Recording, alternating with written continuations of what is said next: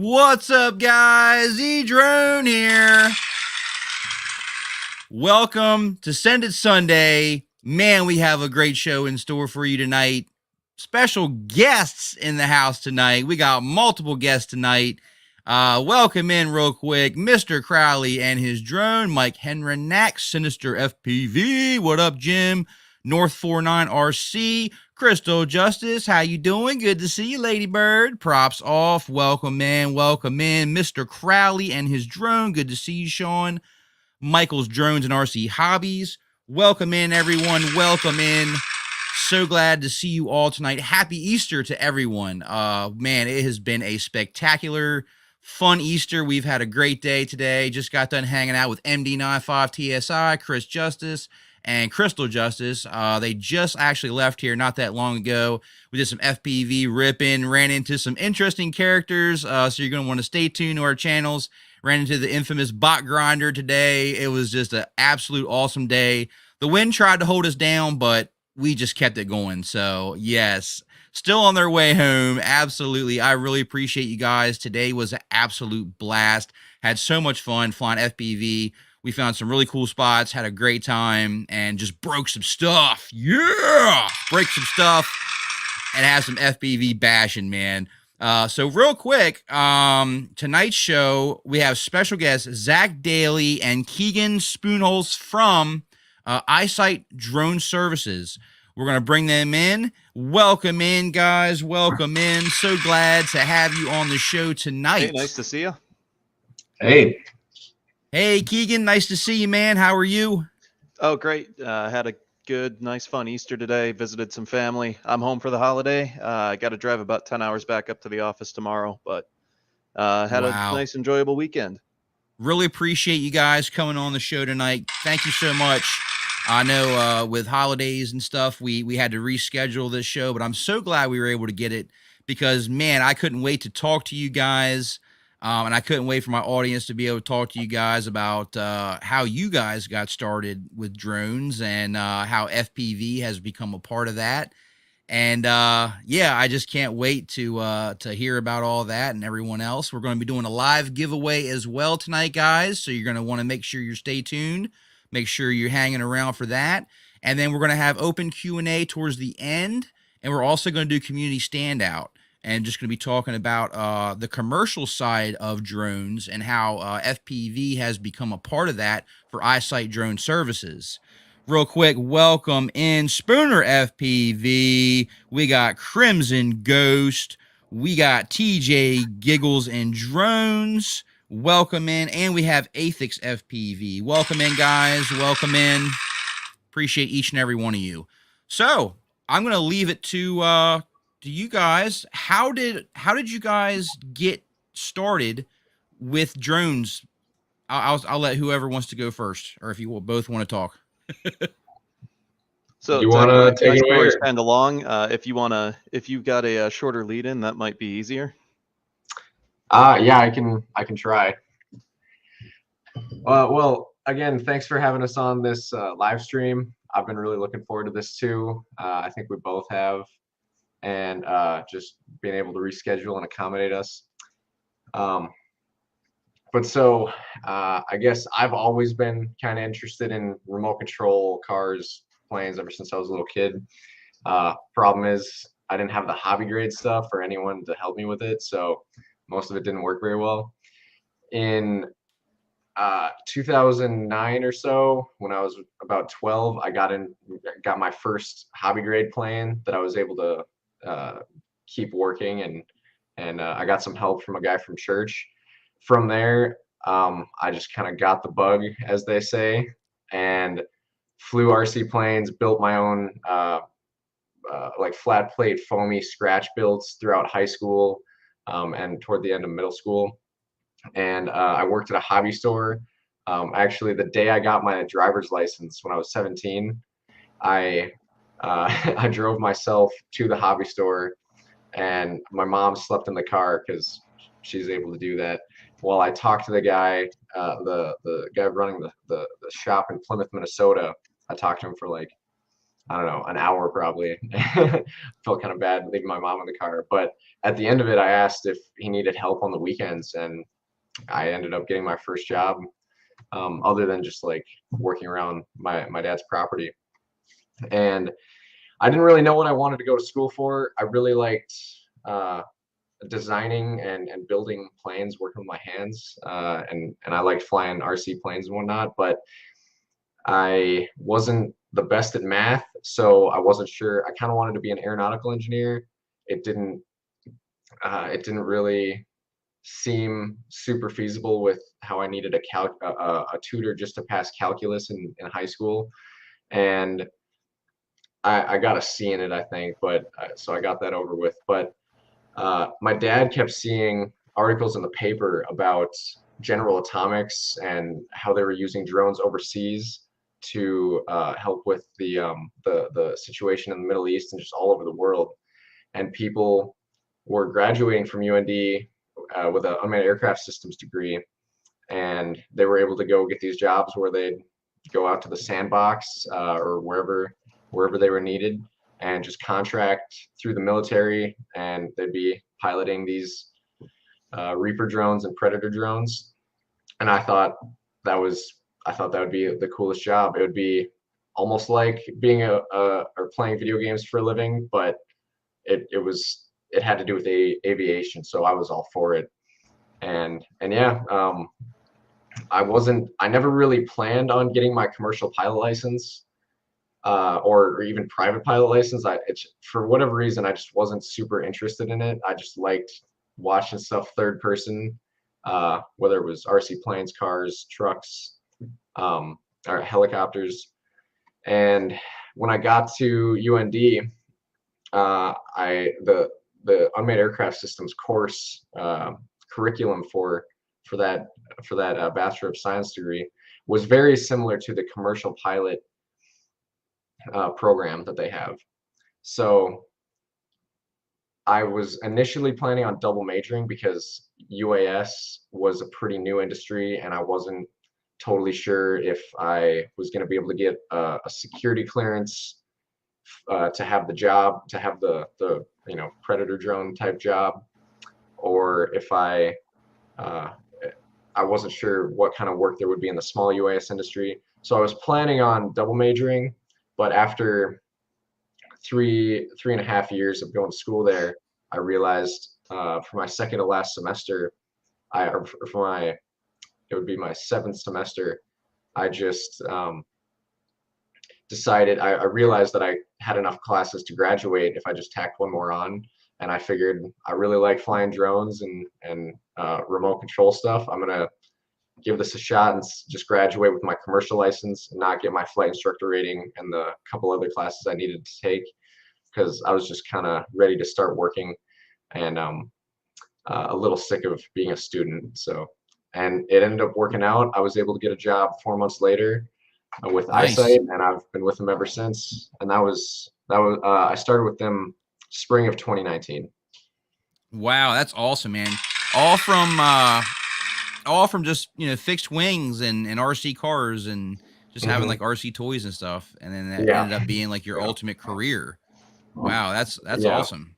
How about for you, Keegan? How did all this start for you? So, how did you get into drones? A lot of the same notes that Zach hit, very applicable to me as well. I've always been into aviation ever since I was a little kid. My parents always tell me I was looking up out of the stroller, pointing at airplanes. And I grew up just about 10 miles south of Oshkosh, and of course they have the huge fly-in there, so that sort of facilitated the love a little bit.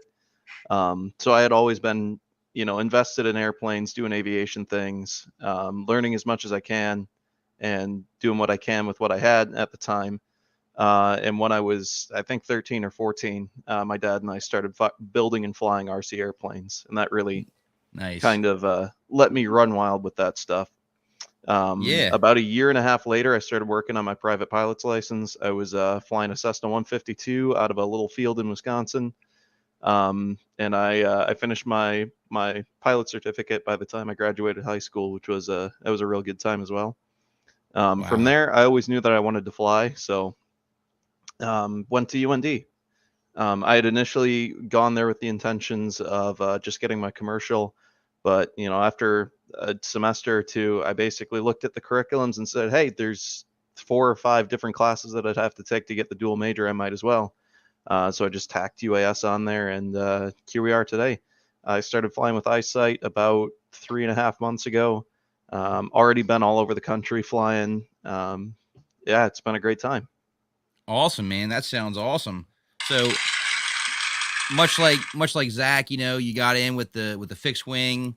That's kind of what like piqued your interest. Like for me, my dad, he was in the helicopters, so I got brought up around helicopters at a very young age. So obviously the thought of being able to fly something with a camera was just like, yeah, I definitely got to try that. That's awesome. So now you guys are located in North Dakota, the Isight Drone Services. That's where you guys are located, correct? Yep. Well, Okay. we're kind of all over. We're looking to expand a lot like right now. We're starting to branch out into the Twin Cities a little bit. We have some people that are kind of permanently out there. Okay. Nice. So the link to Isight's information, Isight Drone Services, is down in the video description. So make sure you go down there when you get a chance, check them out.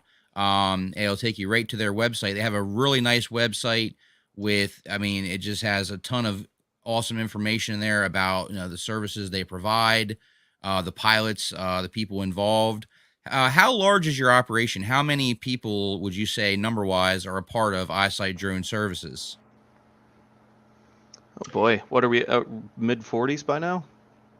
I don't think we're okay, including contractors. We might be in the 40s, but Wow, nice. I think the website might be slightly outdated now. At least with the number of pilots we have.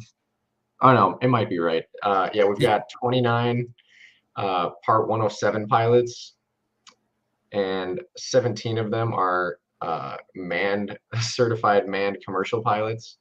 Wow, that's awesome. Kind of hard to keep a head count with how much we're out of the office. Yeah, I can imagine. Absolutely. So what would you say is the most type of work that most kind of drone work that requires your services that you do the most of? So as of right now, energy sector is really demanding our services quite a bit. We do a lot of wind turbines and a lot of solar work. So like inspection side of things is huge right now. Nice. Mm-hmm. Absolutely. Yeah. Yeah. That takes people out of harm's way. You don't have to have people going up on lifts and, taking more risks. Way better. And at the end of the day, it actually saves a lot of time on the energy sites side as well, because we're able to get, way more productivity time in than a manned crew. Okay. Mm-hmm. So what drones do you have, like certain ones that you use like more than another, or do you just have like a wide variety? And like what's some of the drones that you use like the most, you would say, in your field operations for, let's just say, the energy sector?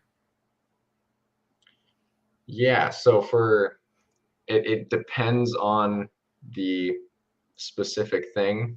We have a contract with SkySpecs, and we've kind of been growing with them as their sole contractor company for pilots. They have the fancy software that is able to control the Alta 6 and the Alta 8 free fly aircraft. Nice. And they've got their proprietary sensor rig on it with LiDAR and a fancy Sony camera and a gimbal. They're probably upwards of 5,000, maybe 10,000, like crazy expensive drones, I'm sure. Oh, for the aircraft alone, yeah, the sensor package bumps it up pretty significantly above that. Yeah. The technology of those things. Absolutely amazing. Yeah. Awesome. The LiDAR system alone, they don't tell us an exact price because I think it depends on how many you buy, but it's between I think they usually say 25 and 40 grand, or 25 and 50 grand. Wow. For just the LiDAR system. So it's a Are you the son of Dan Sponholz? I am indeed. He's sitting right behind me. Look at that. Somebody Oh. knows your dad, maybe, possibly. That's cool. Hey, Yeah. welcome in Savannah's Adventures, Rebecca and And my Savannah. headset Welcome is in. dying. That's I'm my gonna grab a girlfriend and her charge daughter. cable real quick. Oh yeah, no problem. No problem. Awesome. Yeah. So I was going to tell when Keegan gets back, I wanted to tell the story of how we actually met and how we crossed paths and how you Sure. guys actually came on the show tonight. I think that would be Sure. kind of interesting. Yeah, definitely. Wait till Keegan gets ready. So I wanted to tell you, Keegan. I don't know if you already know, but I actually met Zak through Facebook Marketplace. I actually sold him one of my GoPro 8s because he was looking into getting an FPV. Mhm. So I sold him the 8. We started chatting. We just started talking about FPV, and next thing I know, we started talking about Isight Drone Services and what what he's been doing there and how he's just now getting an FPV and he's really excited. And what have you also had dealings with FPV, Keegan, and how did that start? Yeah, so I obviously had been interested in FPV since prior to starting college, but didn't really have the opportunity to start working on that kind of stuff until I had enrolled.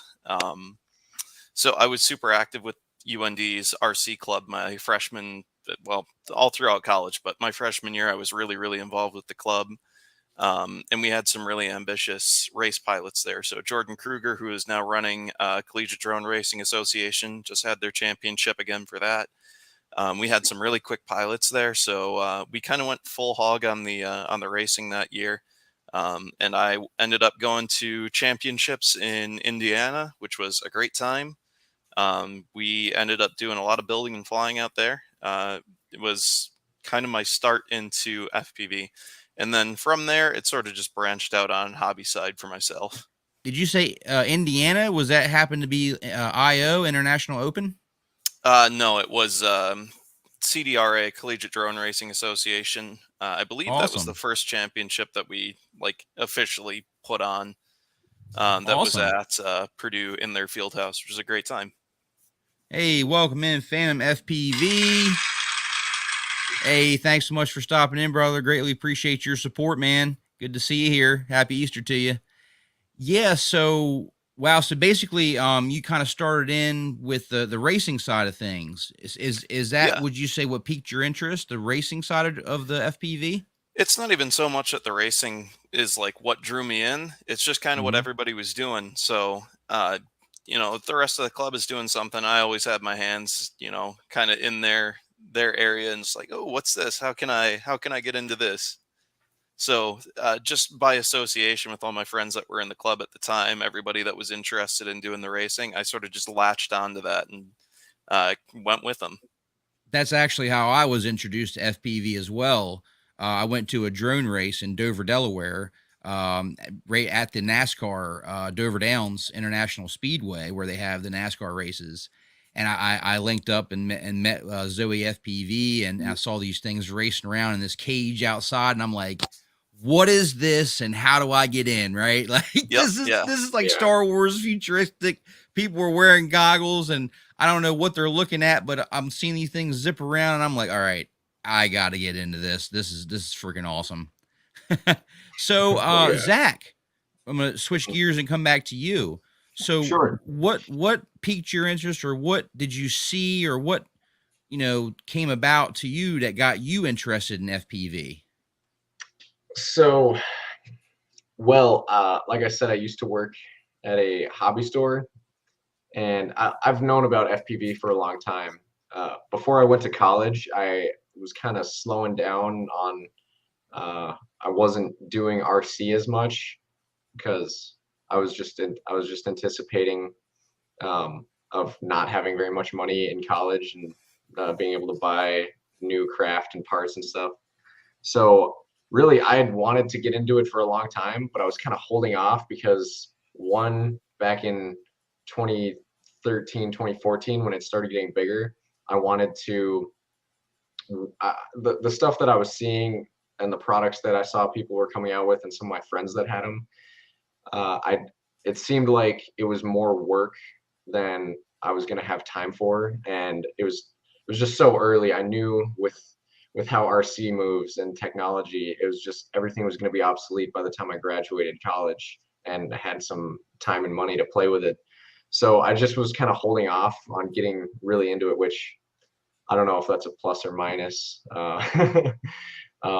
But I'm really glad that I've kind of done a deep dive into it lately. And one of the reasons, the main reason I did it is because I just moved to our office out in Watford, North Dakota, Watford City, which is in the Bakken area, and it's about an hour from Montana.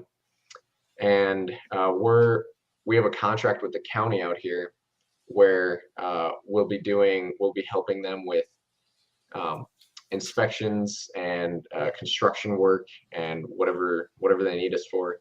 And in the meantime, it's half of my job is also finding new contracts and new companies that we can work with. So one of those things, I don't know if it's low hanging fruit, but the thing that people are already doing pretty successfully, and it seems like it's growing quite a bit, and becoming more popular, is the FPV drone tours, where people slap a naked GoPro or a GoPro onto their racing drone, and I'm sure you've all tried it and seen it, and just fly through properties and for people trying to sell houses. Yes, that has really taken off, I'd say, over the last probably year and a half. It's really been taken off. Yeah. Hey, real quick, welcome in Mr. Spat and Subsonic Frequency. Welcome in, guys. Good to see you guys. Happy Easter. Thanks so much for all you guys coming in, all your support. Awesome. So, yeah, I mean, that side of it seems to really have been taken off. Mm-hmm. So, is that something that your company is currently actually doing right now? Are they doing the fly-throughs with the Cinewhoop style FPV drones? So right now we're getting equipment for it. Our Minneapolis office bought a DJI headset for it so far, and we've all been pretty swamped. We're getting a lot of new contracts that everybody's kind of working around the clock on, and as well as just handling all of our current wind turbine and energy infrastructure inspections. So it's a good problem to have, but we currently have more work than pilots. So Yeah. it's kind of hard to be like super excited and jazzed up about the next thing when we have so much of what's on the plate right now. So yeah, actually this Wednesday I'm headed out to Wyoming for a short 10-day hop. So are you guys like actively hiring now? And what if someone is in the area that can be of beneficial and maybe possibly join your group, like what should they do to get on board to becoming a pilot for your company? Mm-hmm. So they need their bare minimum, they need their Part 107, and we really look for people with real world UAS experience, and preferably commercial UAS experience. So if they've got a couple of years running their own drone company, that could even have to do with shooting video and drone photography for weddings or real estate. Basically, if they don't have actual drone experience, something similar like military experience, that would be somewhat comparable. Just used to working in teams and working with people. And is there like a place on the website where they could like apply, or is there like a posting that you guys put out? I'm pretty sure there's like a careers tab on our website for if people are interested. And then we do quite a bit of outreach for like local area stuff. I know with the university, there's a lot of pretty heavy advertising because we're right there. Like we're at the end of university. So most of the students that go through the program will have at least heard our name at some point during their tenure. Having too much work is a good problem to have. That just means, you definitely got to ramp up and get some more people on board to get all the jobs done. Absolutely. So check that out, guys. The link to Isight Drone Services information is down in the video description. make sure you go over there, check out the website. And if you are looking for a Part 107 career, this may be what you're looking for. So check out the website, get the information in there, and would love to be able to have some pilots, that can help join your team and help to grow with the company. Yeah. It sounds like And the guys are really doing a good job of growing. It's also worth noting, you don't have to live in Grand Forks or, anywhere in North Dakota. We have a lot of people on contract that are living wherever they're locally based, and then we just pretty much coordinate them into the schedule. Okay. So let's say you have somebody who has a lot of FPV experience. They can build drones. There's a lot of skills that come along with FPV, such as setting up on the computer and soldering skills and just overall being able to control the drone in a manner that's completely manual. Like there is no, GPS sometimes. And when you fly acro, there's really no assistance. You're completely control of the drone in every direction. If you had a pilot like that, that had gotten their 107, would they have a good chance of possibly being able to join the team, you think? It's definitely on the table. I mean, I'm not super involved with the hiring side of things, but Zach, you probably know a little bit more, being the more senior pilot with the company right now. Yeah, so what we've done up until now is, Keegan, like you mentioned, most of our full-time pilots have come out of UND, simply because that's where the company's located and they have a UAS program. So it just kind of works out that way, just being in close proximity. We also have a contractor that does the wind turbine work for us, who lives in Florida.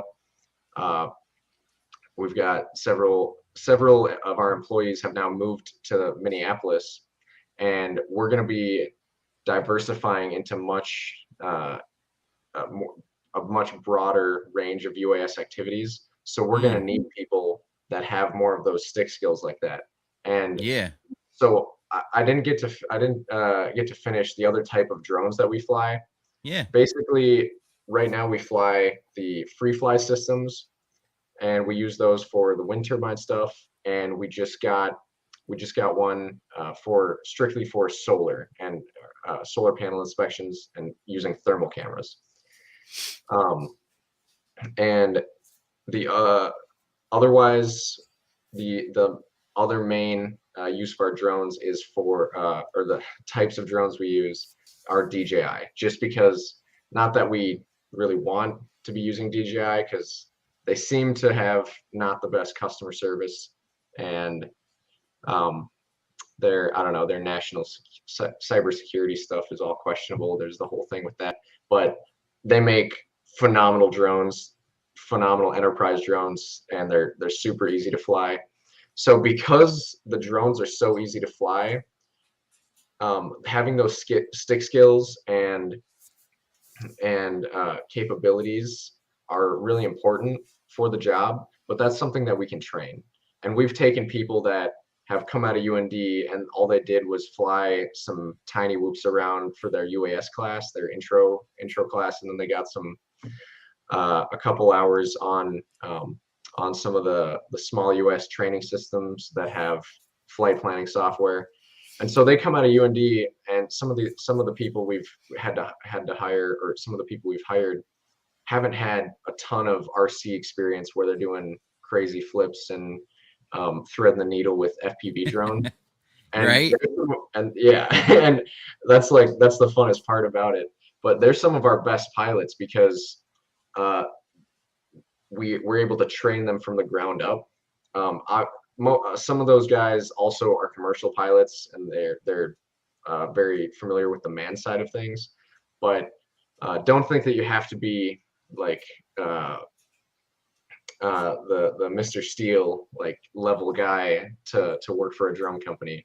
It's a lot of the things we look for more is, are we going to be able to teach you things, and are you going to be able to get along with do we think you'll fit well with the people of our company that are currently in our company, and what's your work ethic like?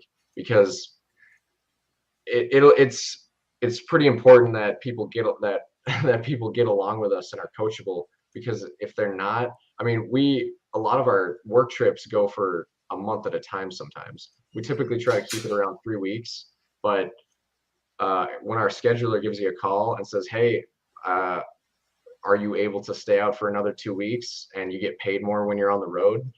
It's pretty easy to say, sure, yeah, let's do it. Yeah, I mean, and you got to be a team at the end of the day, like, you know, fellow pilots, fellow team members. You got to be a team. So you're looking for someone that can get along with other pilots. Absolutely. Real quick, welcome in Subsonic Frequency. Good to see you, man. And Drone Shots. Good to see you guys. Really appreciate you guys coming in, hanging out. Happy Easter to everyone. And awesome. Well, we're right about 8:30. So real quick, what about if we get into a little bit of a giveaway? What do you guys think? Yeah, go right on ahead. Sure. All right, so let me change the banner. I made a special banner for you guys. Check that out down the bottom. And we're going to switch that right around to giveaway time. That's right, guys. We're going to do a giveaway tonight on the live stream. We're going to pick someone in the live chat to win this giveaway. And let's go ahead and show you what you're going to win tonight. So if you're in the U.S., U.S. only, guys, still doing U.S. giveaways with the COVID and the lockdowns and the shipping. International shipping is just not feasible right now. But official rules down in the video description. Make sure you check those out for the giveaway. We're going to be giving away 4 sets of these Hurricane. I believe these are the 5237s. They are some really nice props. Compliments also of Kin FPV, co-sponsor for this giveaway. Thank you so much, Derek and Rebecca Harkins. Kin FPV is going to be co-sponsoring this giveaway with 4 sets of these GemFan Hurricane props for your FPV 5-inch quadcopters. And also going to throw in a Race Day Quads $25 gift card. That's right, guys. $25 gift card to Race Day Quads to get all your FPV gear, whatever you might need. That's what we're going to be giving away tonight on the live stream. So if you're in the live chat and you would be interested in to win this giveaway, type down in the comments section in the live chat, type in Isight. Isight. Yes. Hey, welcome in Fly Zone Drones. What's up, man? Good to see you. And Win Jumbie FPV. Mike Brooks to AK the Drone Ranger. Good to see everybody. Happy Easter, everybody. Thank you so much for coming in. Yep, we're going to be giving this away. I'm going to randomly just pick somebody out of the chat. That's how we're going to do it. So y'all get your entries in. You guys are interested in to win this giveaway, go ahead and type it in the live chat, Isight, and I'm going to pick someone to win. He said, I don't live in the U.S., but he has a U.S. address. Okay, Win Jumbie, if you have an address that I can ship this to in the U.S., I will accept that. So put down, if you want to enter in to win, go ahead and type in Isight, and I will ship that to a U.S. address. Absolutely. Yep, Isight. Good enough. That's good enough. They spell it with an I, but that's fine. Nope, no worries. Yep, I got you. Go ahead and put it down in the comments, guys. I'm going to pick somebody at random to win this. So, welcome in, Bjorn Swanson. Welcome in. Yes, Kim Fan rocks. Absolutely. Yes. So thankful for our Kin Fam. All right. Let you guys go ahead and keep on putting it in. I'm seeing your entries in here. All right. I want to move the mouse around a little bit and see where the mouse lands on. The winner of the $25 Race Day Quads gift card and the 4 sets of props is going to go to Mike Henrenack. Congratulations, brother. I have selected you at random to win this giveaway. So let me go back here. Thank you so much, man. I'm greatly appreciative for you. Really do appreciate you stopping in. Congratulations to Mike. You have won the giveaway. Yes, indeed. You got Carlton to his feet. Yes, congratulations, my friend. Shoot me an email at emarvel09@gmail.com. And I'm going to go ahead and drop that down in the live chat just so you have it. And you can just shoot me an email with your shipping information, and I will make sure that I get this shipped out to you this week. Greatly appreciate all your support, man. Congratulations. So glad that we could have a awesome winner in the house tonight. Hey, what's going on, Double A? Welcome in, man. Good to see you. Yeah, he said elbow cough. Congrats. Yep, just shoot me an email. Oh, I didn't even put it in there right. Look at me. I forgot the 09. Sorry about that. emarvel09. Let me type it in right, @gmail.com. Sorry about that, guys. There is my email right there. emarvel09@gmail.com. Shoot me an email with your shipping information, and I will get that shipped out to you this week. Awesome. Congrats, man. I'm glad you're getting the kin frame. Absolutely, man. That's great, Fly Zone. Appreciate you, man. You're going to love that frame. All right, let's get back to it. I would like to talk to you guys more about the future of Isight Drone Services, and what kind of FPV drones are you guys looking at using for the specific jobs that you're wanting to do with FPV? So, yeah, what my research ended up coming down to, since I didn't really want to build my own or to custom build anything, I ended up going with at first I ended up ordering the Synolog 35 because it seemed like it was durable. It was relatively small. It could carry a full-size GoPro, and had more than enough power on 6S. But after getting it and trying it out a while, I quickly realized that it's maybe a little too much drone for inside. I'm gonna try playing around with the PIDs and tuning and controller setup and everything.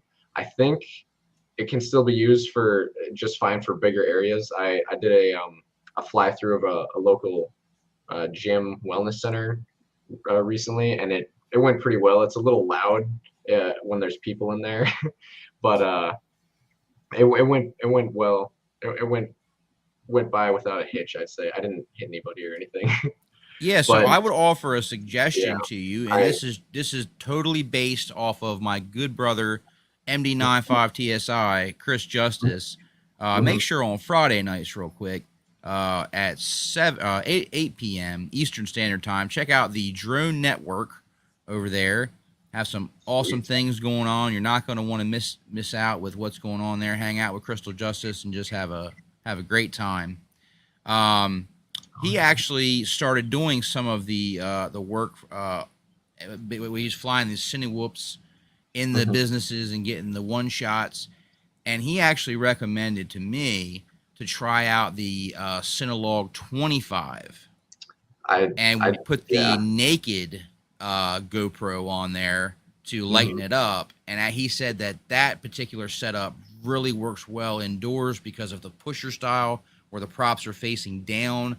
It doesn't have the giant, large prop ducts, and with the extra lightweight and smallness of that platform, you're able to really get in there tight and get those shots indoors and have a lot more control. Right. It's funny you say that. I actually just I just bought a used Synolog 25 with a bunch of spare parts and things from a guy on Facebook Marketplace. Nice. I bought it on Friday because I quickly came to that conclusion that it's going to be better for smaller and just normal sized houses and properties. So I'll have to either take apart that GoPro 8 you sold me, or or maybe try out the new GoPro Bones. The GoPro Bones released at a very convenient time, didn't it? Yeah, shucks. Yeah, right. Right when I thought I had everything figured out. Yes. So It's definitely a good option for something like that, especially because it has the warranty.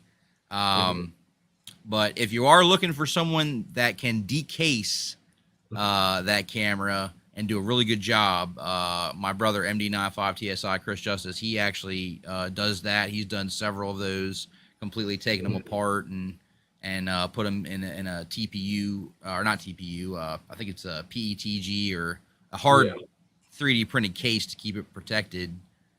And yeah, it lightens it right up, and you can put it right on that Cinelog and get some amazing shots with that lightweight platform. Really nice. All right, that's good to know. Yeah, it's always good to know people that can do certain things. And I mean, he's like me. He builds quads. We all build quads together. And I got to the point where I'm like, you know what? You've been doing this, like you're doing it well. I'm gonna pay you to do mine. So I just give him my 8 that I busted all up. I was like, go ahead, man. Like, have fun with it. Like, strip that thing down and let's make her naked so I can throw her on that Cinelog 25. Right. Yeah. Speaking of the GoPro 8 you sold me, I lost FPV signal when I was flying over a railroad track with a bunch of really sharp rocks over there, surrounding the tracks. And yeah, I actually saw that my signal was getting bad, and I turned around and started booking it back. But I think I descended a little too much on the way back, and my video cut out coming back the same way I was coming from. So I don't know if it was the antenna or what, but I ran over there. I was probably like 200 yards away. Ran over there, found the drone. And luckily, the GoPro and the battery took most of the impact. But the GoPro is totally fine. Like, the top of the case is a little dented and the screen is a little washed out looking now, but nothing broke. There's no scratches on the lens, and the battery still works fine. It just got a little scratched up. So yes, the Cinelog 35 is very tough. We're talking about doing the well, he was talking about possibly making the GoPro 8 he's got naked, or getting a GoPro Bones. But also the DJI Action 2 is also another lightweight option that does work really well. That camera does work really well. It's extremely durable. I will definitely vouch for that camera. I've heard some mixed things about the new DJI Action camera, but the people that have them, at least on Reddit so far, seem like they really like them. Hopefully the main weakness with that camera is the back screen, but that's okay because technically you don't need the back screen if you get the front screen attachment. So basically, you can just get your recordings and you can hook that to the front screen, change your settings, download the footage onto the micro SD card from the camera, and then just keep sending it out, again and again and again. You don't have to actually have the screen on the camera working and able to use the system. That's what I really like about it. Yeah. So is that in case you break the screen, break the back? Yeah. If the back screen is like the first thing that always breaks on those cameras, because you're flying it around on an FPV drone, the battery's behind it, you hit things, it just jostles them, and that's just the weakest link. The back screen is just the weakest link, but it's okay because even if it breaks, if you have the front screen module, you're fine because you can literally transfer, you can charge, you can change your settings, everything in that screen, and that's the screen that you're not really flying around. So that screen's never going to really break, Okay. Hey, welcome in Spooner FPV. Good to see you. Thank you. And Man and Drone UK, good evening. Good to see you as well. Are you a Packers fan, Keegan? When they're winning. I have not been very good about following football in general. But when they're up, everybody seems to make it a priority. So, if they're having a good season, then I'm a fan. Absolutely. So I got a question for you. Since you guys, you do the drone work full time, right? Like this is your full-time jobs. Yeah. So does that kind of make it to where you don't want to do the drones like on the hot, like like when you're off work, like for like a hobby, because it's like, well, I do this all the time. So Well, for me, I'm a little bit crazy. I'm nuts for just everything in aviation in general. So, I mean, I still fly plenty. I put together a little indoor 3D plane just a couple of weeks ago that I was out flying like the very next day. Talking with a couple of friends about getting some bigger EDFs to fly over the summer. I'll be at Flight Fest in June. You know, when I get the time to do it, it's really any aviating that I can do.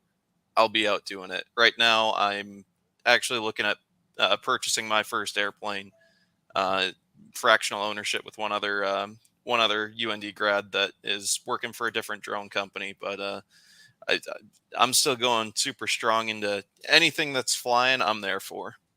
So, I do mean, you currently own any FPV stuff, Keegan? I do. I've actually got a long range wing that I put together about a year ago, and that's been super fun. I've got a couple of quads kicking around that'll break out every once in a while. Sport aerobatics has been kind of that's been my go-to with anything hobby side for aviation. I really like the IMAX stuff, 3D, ton of fun for me. And then FPV is sort of like an in-between thing where it can be a super big rush or it's a really good way to kind of just relax and wind down. Especially that long-range wing, I can just send that out and circle around our field for 30 minutes or so, and it's a great time. Awesome. Spooner wants to know, are you coming to Flight Fest with your dad? I am coming to Flight Fest. Nice. We've got a couple of pretty cool things planned for that this year. The Dawn Patrol should have a thread up on the forum. I'll be bringing a 1/6 scale Sikorsky S-16. There's Wow. quite a few others that are bringing some other real big World War I stuff. So that's going to be a real good time again. That sounds like an awesome time, man. I can't imagine seeing these giant planes, RC flying around. Man, that's got to be. Oh, I got one. You guys have any of those like jets? Those RC jets? Yeah, I've been flying. Oh wow! I'll blow you EDFs up. quite a bit. That's been kind of a go-to for me.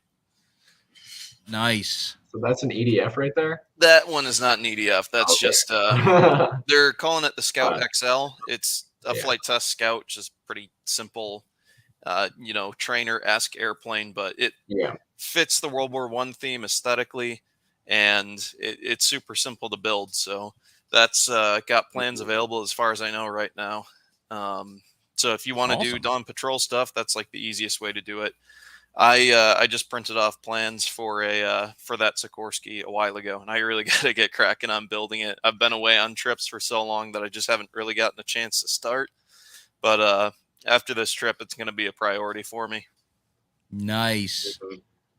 So, what do you have in your FPV arsenal there, Zach? What do you have in your fleet? So right now, I don't have a whole lot, and I'm trying to keep it that way because in high school I had like 4, 5 helicopters. A few of them were micro helicopters. I had 20 RC planes, and like 3 of them worked, or 3 of them weren't broken. It just keeps growing. I have to get a bigger room. Right. And that's one of the reasons I kind of slowed down before I went to college. I didn't really get sick of it. I was just overwhelmed with so many different parts and batteries and things. Yeah.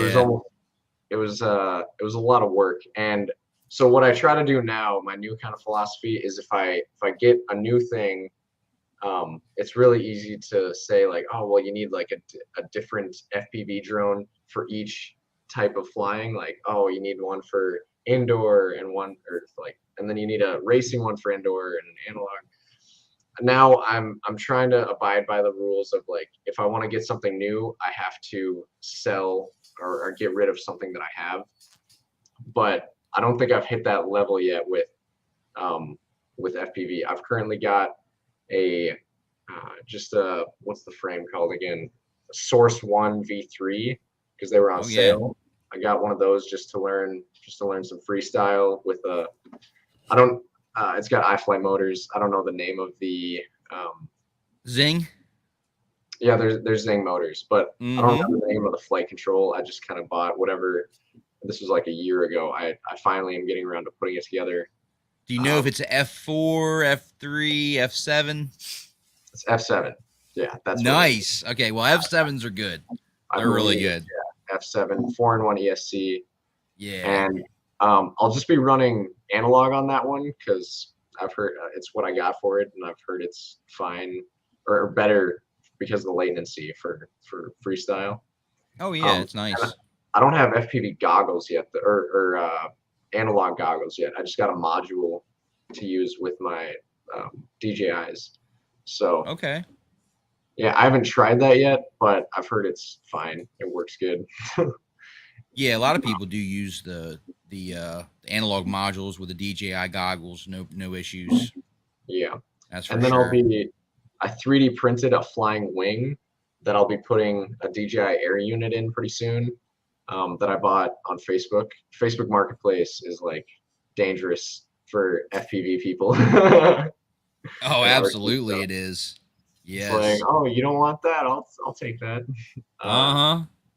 So yeah, I bought a used air unit that I'm gonna slap on a 3D printed flying wing, and hopefully that doesn't fall apart in midair.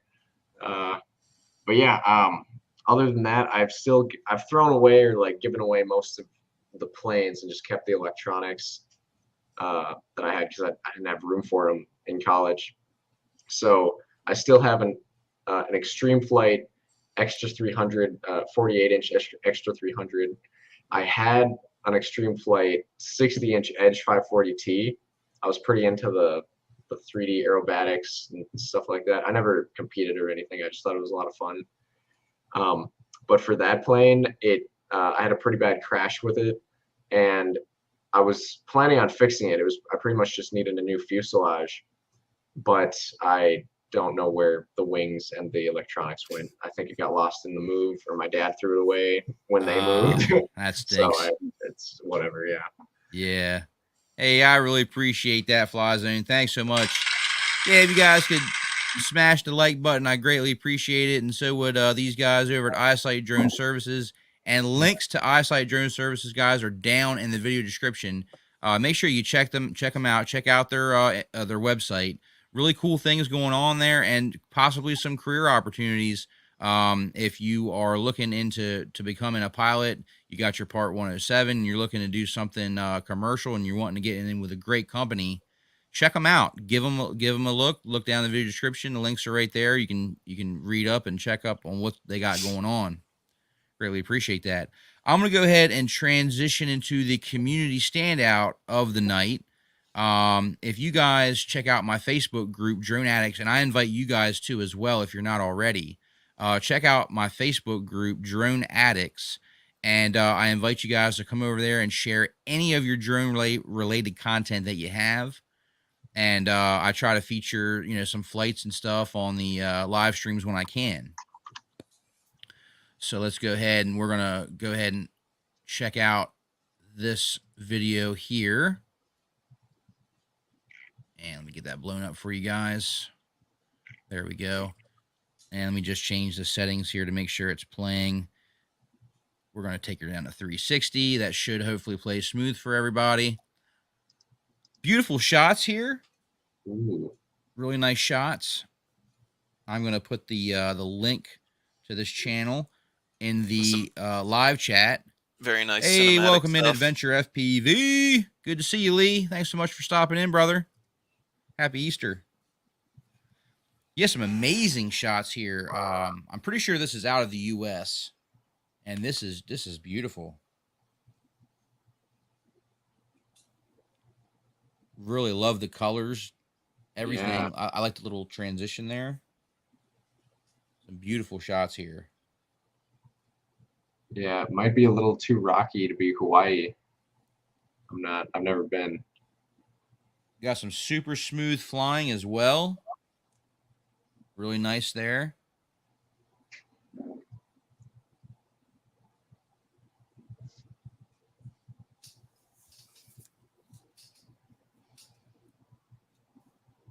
Check that out. I really like the transitions. It really is nice. Yeah. This is Greece, 2021. Oh yeah. This is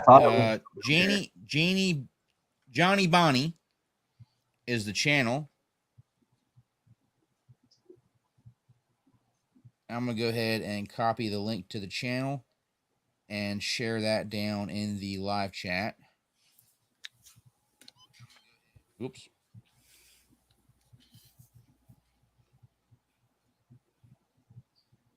All right. Put the link down in the live chat for Johnny Bonnie's channel.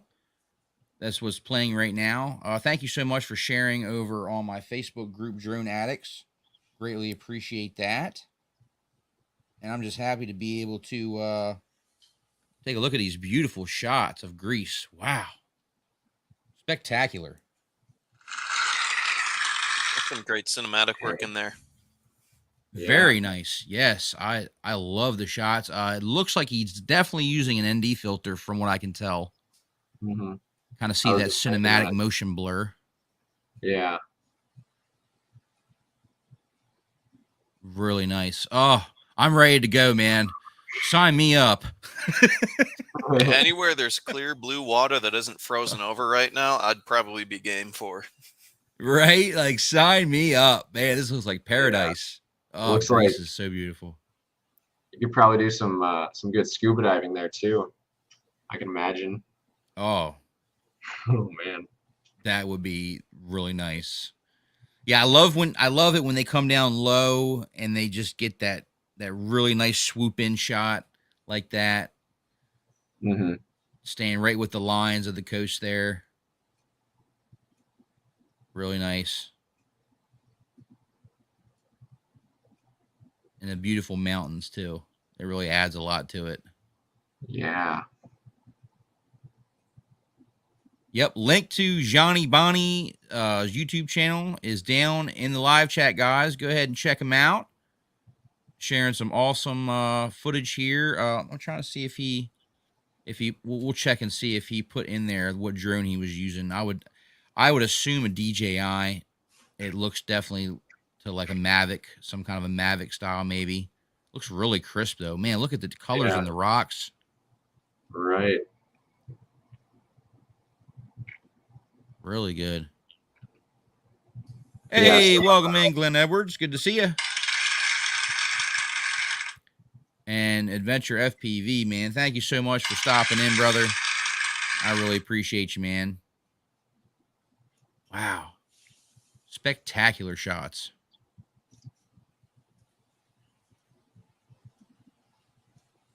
You ever have customers that kind of hit you up and want like advertisement for like their business, like with some drone shots?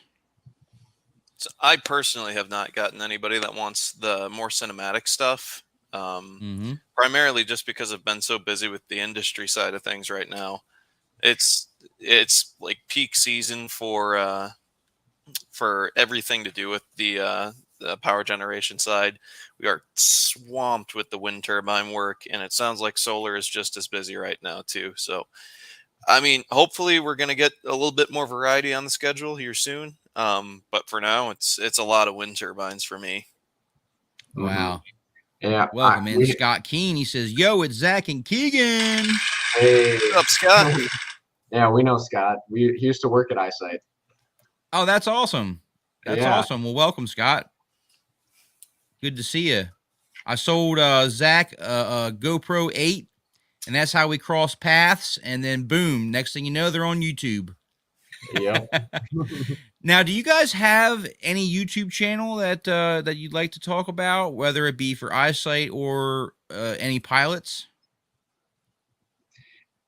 So we recently just hired a media company to help us get our basically a plan going for our social media and nice. To revamp the website. They're gonna help us kind of get up and running, and then hopefully we'll be able to take it from there, and they can just be on kind of on the side if we ever need help or need to revamp things later. But right now, our social media hasn't been to the point where we want it, because one, we're just so busy, and two, a lot of our since the main things we do are wind turbine and solar inspections, I'd say that's the main kind of stuff. When we're on the road doing that, some of these guys are out for 3 weeks. We've got tons of pictures of wind turbines and trucks next to wind turbines and the drones that we use for that.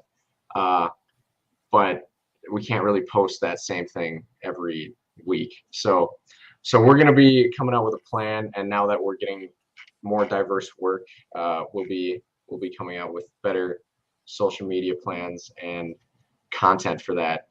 We've got an intern who might be staying on full time once she graduates, who's going to be handling all of our social media. So for right now, we have an Isight Drone Services YouTube channel, and really the place that we're most active is our Facebook page. So it's just Isight Drone Services Facebook. Yeah. And so that's probably the most important one right now. And the rest of them should be ready in a month or so, and we'll have some consistent stuff coming out for that. Yeah, I imagine. I mean, you must need someone to be able to handle that with the amount of work you guys have and everything like that. So I think it's awesome that like you guys are like taking people fresh out of school and presenting them with career opportunities in the drone industry. Oh yeah, we throw them right into the fire. I just think that's amazing. So cool to see like this technology, put food on people's tables like as they're out of school and give us more job options here in the States. Really, really good stuff, guys. Yeah.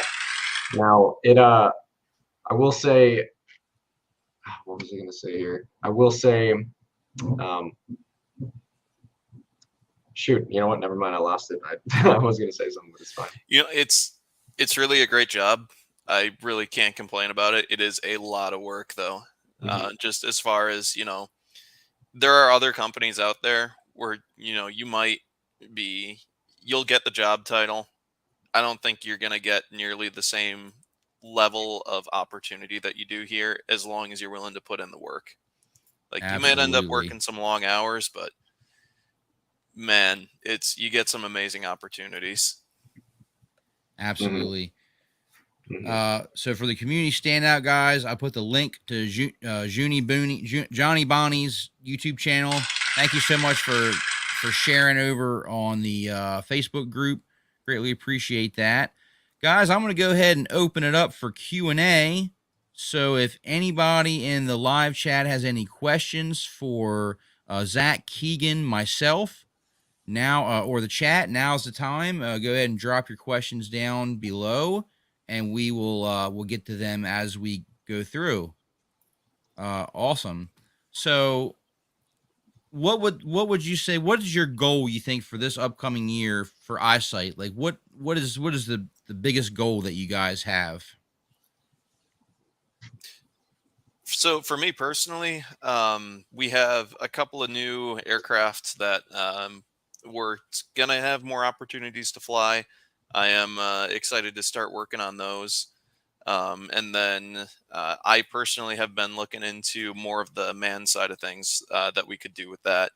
So we do have a company airplane that we could use for some manned aviation stuff. We actually have a pilot that's doing some avionics development as well, using a personal aircraft. But yeah, there's some really cool stuff in the pipeline right now that I'm looking forward to, probably more so over this summer. There's going to be a lot more diverse scope of work happening.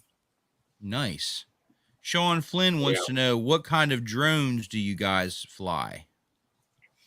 So primarily we're using Alta 6 and Alta 8 aircraft. We have a couple other platforms that are going to come into the rotation a little bit more, probably in the coming 6 to 8 months. But for now, most of our time's put in on Altas. Okay. Yeah, and that's... Now, Zach, you spoke earlier about you guys also use DJI drones a lot. What do you think is the most used or most popular DJI drone that you guys typically use? Well, it was the M200s, the M200 series. We had I think 3 of those at one point, and then we've since sold one or two of those. I don't remember which ones we've kept so far. But we definitely use Mavic 2 Pros for a lot of things for solar. Basically just for the visual orthographic map, and because it works well with it works better with the mapping software that the Mavic 3 doesn't quite work right with yet. I'm sure a lot of people who own those have issues. Here in Watford, I've got a Matrice. I've got an M300 with an H20T thermal and RGB camera. That's got, I think it's times 20 optical zoom. Nice. And some of our one of the new octocopters in an X configuration that we have is by a company called, so the drone is called Prism. And Keegan, do you remember the name of the company? I'm blanking on that right now. You know, I really don't. I know that Sky Specs had been working pretty close with them, but I haven't really been keeping up with the development that much. Yeah, so that's a drone. That's something that is fully US made, and right now we're waiting on them to integrate a US made controller for it, so we can use it for large scale solar farms or solar gardens that we're not allowed to currently use DJI products on. And Right. The new Alta, what's their new quadcopter? I cannot. The new smaller quadcopter that Alta made. It's about the size of an M200, I believe, maybe a little bigger. We're also using that until we're able to figure out a gimbal solution with the infrared camera that'll like hold us Altel over. Nano, Altel Nano. I'll find it real quick. But yeah, we're using that to hold us over until the Prism is ready, because the Prism has, I think, 40-minute flight times and is more effective at what it does, and it's got better redundancy with the octocopter X configuration layout. Nice. So the next question, and a popular one, while you're looking for that, have you crashed it all? These expensive drones, like, that's a lot of money in the air. Like, I'm sure you definitely want to make sure you check everything out before you do your pre-flight checks and make sure everything's top notch, right? Yep. In my professional career as a pilot, I have not crashed or had any sort of mishap with anything, manned or unmanned. That's pretty impressive there, Keegan. Way. Wow, that's pretty awesome. I do know a couple of pilots who have had issues. Things happen with the aircraft. You can't always, recover something if a part breaks in midair, or if you have a GPS issue when you're, this close to a wind turbine. There's just not much you can do. But, as far as I'm aware, we have an extremely safe operation. Just overall, we have some really fantastic pilots, and we really, because of the way that we drill people to take care of their aircraft, we really don't have that many issues with failures. But you run the aircraft so much. I mean, we're out there maybe 10 to 12 hours a day on a long day, and we'll run that aircraft pretty much constantly. Eventually something breaks. You got to either fix it in the field, wait for a new part to come in, or every once in a while it just happens with that part fails in flight. So how about you, Zach? Any crashes? Oh yeah. And yeah, they answered it in the chat. It's the Alta Astro.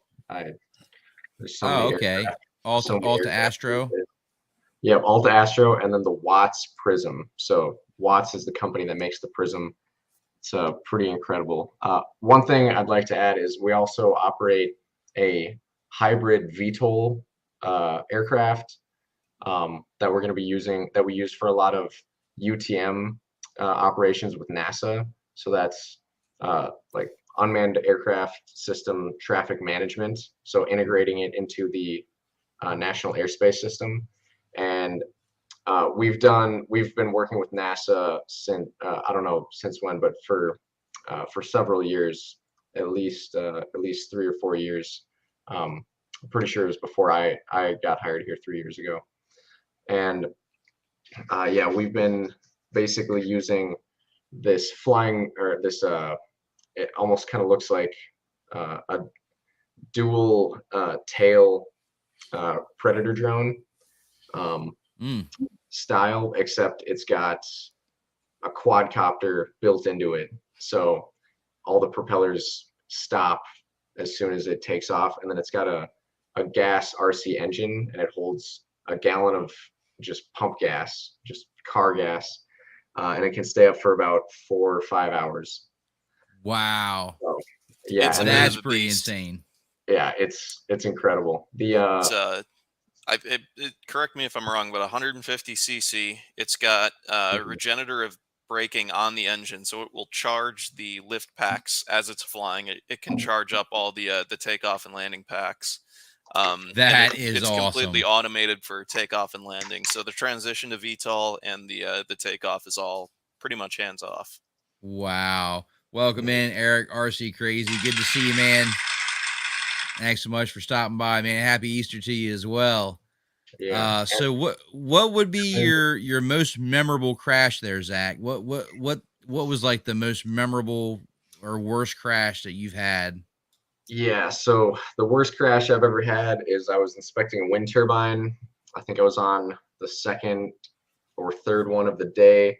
I had already finished a Monster energy drink, and I was really crushing it, doing well, going through, getting the turbines braked, because you have to go in and operate the turbine. So you have to unlock the door, hit the stop or hit the idle button, and then go set the drone up, and then come in and stop the turbine so that one of the blades is straight up, because it makes the autonomous LiDAR scan more effective and easier for the drone.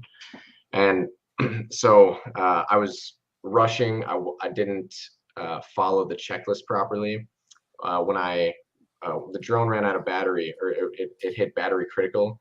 And so when I went to take over, I flipped the can disarm switch, or the cannot disarm switch, into can disarm too quickly. And as I was descending and yawing at the same time to turn around and make it easier to fly back to me, I disarmed the drone in flight. And I did not know that you could rearm the drone, or I at least didn't know how to do that with that model. I was always told that you just couldn't. I think they've changed that now, because I've been able to just messing with it and troubleshooting stuff on the ground, I've been able to disarm and rearm. But anyway, it fell from about 80 meters. Just the props just stopped. Fell from 80 meters. Oh no! And yeah, there went like, I don't know, 80 grand down the drain. It was pretty mangled. It was a total loss. Oh my gosh. That's the worst. And oh man, that's terrible. Oh God. That must have been like pit of your stomach, like, oh my God, what just happened? Yeah. I was really shaky after that one. It was a bad time, because I felt like I was on top of the world, and then I learned my lesson. I'll say that. Yeah, aviation tends to have ways of humbling pilots. It's whenever you think you're doing like, oh, I'm fantastic, nothing can go wrong, I'm on top of this thing. Nope, that's when something bad's gonna happen. And right. I was pretty upset, because what they tell you is you have to go full down, throttle 0, stick left, all the way left, yaw, to disarm. And you really don't. It really disarms at like 25% throttle. And I was like, I definitely didn't go 0 throttle, but I was definitely flying too fast. And the can disarm switch really, I really didn't need to be rushing things like that. So they have insurance on them. I didn't get fired, luckily. I mean, you made the best decision that you could for, the scenario, and you learn from it, I'm sure. And hey, you just try not to have something happen again if possible, right? Right. But that's the only catastrophic loss or total loss crash that I've had that I can remember right now. Another Well, that's one. good because I'm sure you've flown a heck of a lot, so that's that's Yeah. good. Having the one crash, yeah, that'd be enough for me as well. 80K crash. Okay, I'm good. Don't need another one. Right. Let's see. Winjumby said, "What about birds or prey?" I think he means birds of prey. I've seen plenty of hawks, especially down in Texas. They really don't tend to mess with the aircraft. No, yeah, the birds of prey seem to attack wind turbines more often than drones. Nice. I don't know. So we don't have like things on the drone that like make noise or anything that like They're discourages pretty the much birds loud from enough checking that them if out. something's coming to check it out, they're not going to stick around for very long. I mean, the Alta 6 is pretty noisy. I mean, we've got probably 12, 14-inch props on there, and they're going pretty much full tilt when that thing's up on the tower because of the weight of the sensor package. So Yeah. it's making some noise. It sounds like a T6 team from about 3 Oh. miles away. Wow. Good night, Spooner FPV. Thanks so much for stopping in. Wow. Joe Byron asks, do your drones use solar or wind to fly? Wouldn't that be awesome way to reuse and resource energy, huh? We charge our drone batteries with gasoline generators, or the truck alternator. So Yep. when we're charging them at our office or home or hotel, it just uses whatever's going into the grid. So yes, we do use wind energy if it's going into the grid, and solar, but Okay. I think that's like 5% of all the US's energy use is wind and solar at like peak levels during the day. So Unfortunately, it's not really in the cards presently to use that as a reliable system to charge all of our stuff. And because we're flying so much, we need those batteries to be, you discharge them, they pretty much go right onto the charger, and we're going to run them all day for 6 days a week. Yeah. So wow. there might be a solar or wind solution that could work, but at the end of the day, it's just easier for us to haul around the generator. Yeah, I heard It makes the job go a lot faster. I heard there was a situation. I don't know if it was somewhere where there was some riots breaking out or something like that, but I heard there was a situation where they actually had drones that were able to basically be put into place, hover into place for like hours on end. They were hooked to some kind of a wired solution to where they would basically would just never run out of power. They could just hover there in place for as long as you need to have like a camera in the sky kind of thing. Have you ever seen or come across anything like that? I'm familiar with the system. I've never, been up close and personal with one. There's a couple of tethered drones that were out there, mostly before Part 107 was a thing. So just because of the way that the FAA classifies a lot of things, there was some situations where you were sort of loopholed as long as the aircraft was tethered. So you could use it for like commercial stuff in a limited capacity, so long as you had a tether on the aircraft. Nice. So North some of those may have been holdovers. I gotcha. North 49RC asks, what program handles the VTOL? Pixhawk, Arduplane? As far as I know, it's a Pixhawk system, but there's a lot of proprietary software that's on board that thing. It's a one-person team, as far as I know, that designed and now builds all of the models for this aircraft. And he put in quite a bit of legwork with the programming side of things to make sure everything's running correctly. Do you guys ever get reached out to for like rescue services at all, assisting with any kind of first responder? We have actually done that in the past. Oh, nice. Yeah. I mean, it's mostly we just take whatever's available at the office or whatever's nearby, which most of the time winds up just being a DJI product. For convenience sake, they're good for what they are. Oh yeah. But yeah, Absolutely. if there's a need and we get contacted for like fire and rescue kind of thing, then we'll be available. That's awesome. That I'm sure that's a very fulfilling, rewarding experience as well. If you're able to help locate someone or a person or an animal or someone who's been lost or missing, that can really be a big help for sure. Cut down on times, stuff like that. Welcome in, Tommy G. Good to see you, man. Yes, I think we've all had to deal with a dead battery at some point. Absolutely, that does happen. Let's see. Adam says the dead band is banned on the controller. It should not have disarmed in flight, and we got humbled by the experience. Okay, so it was actually an issue with the actual controller. So the controller actually malfunctioned because the dead band wasn't performing correctly. Does that sound about right? Yeah, pretty much. I mean, so it actually wasn't Zak's fault. It was a issue with the controller that did not perform the way he was taught it was going to perform. That was part of it, but I also definitely had the switch in the wrong position. So yeah, which I mean that could have happened to anybody for sure. I didn't think it was going to disarm at that point, but I do accept responsibility partially for it at least. Welcome in Night Train FPV. 180 arm saves lives. Yeah, so on the FPV drones, if you set them up in beta flight, right, they have a arming degree, and if you don't change that from the stock, I think the stock's like 20 degrees or I don't know, it's really not that much. If you get like stuck in a tree and you're upside down, you cannot arm the quad. So if you have what's called turtle mode, where you can spin up each prop separately to kind of knock yourself out of situations. Yeah.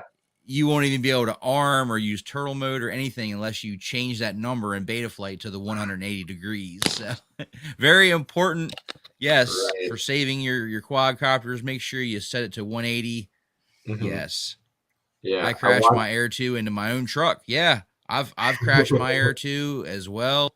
I've hit power lines coming across that just thought I was going to be under it, but was just come up to it too quick, and the sensors didn't see it, and yeah, it happens.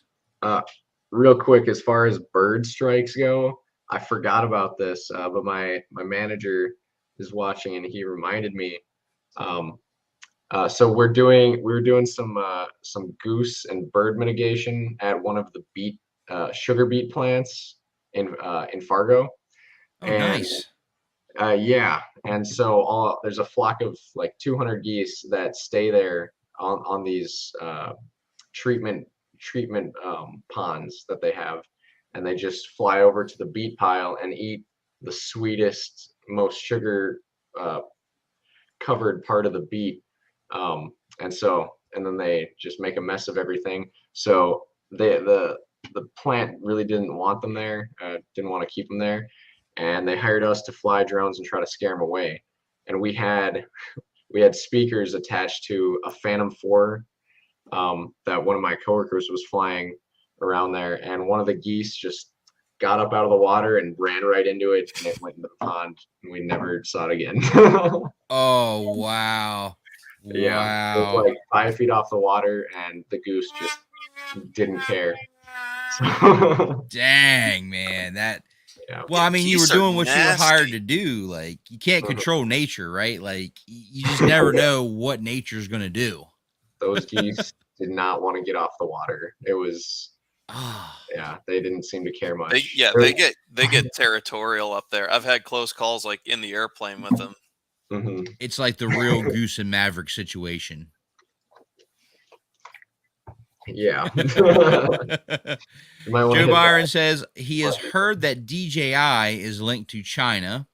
Is that true? And can they track my data? Yeah, so DJI is located, headquarters are located in China.